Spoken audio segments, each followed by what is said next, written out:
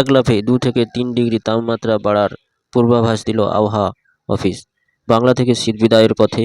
আগামী 2-3 দিনের মধ্যেই আবহাওয়ার মুড সুইং সাক্ষী হতে চলেছে গোটা রাজ্য। কলকাতা তো বটেই।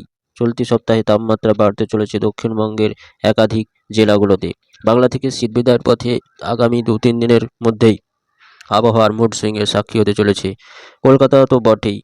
আগামী 2-3 দিনে 2 থেকে 3 ডিগ্রি তাপমাত্রা বাড়ার জোরালো সম্ভাবনা রয়েছে। প্রাথমিকভাবে বৃহস্পতিবার দক্ষিণবঙ্গে 1 ডিগ্রি তাপমাত্রা বৃদ্ধি হতে পারে। এরপর আরও 2 থেকে 3 ডিগ্রি তাপমাত্রা বাড়তে পারে পারদ।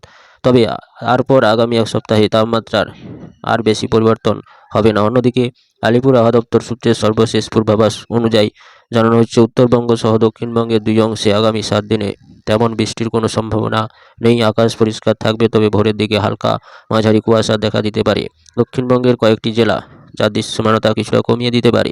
আবহাওয়া দপ্তর সূত্রে জানানো হচ্ছে, পশ্চিমী ঝঞ্ঝার প্রভাব কমে যাওয়ায় উত্তর পশ্চিমা শুষ্ক বাতাস বইতে শুরু করেছে, যা রাজ্যের শুষ্কতা বজায় রাখছে।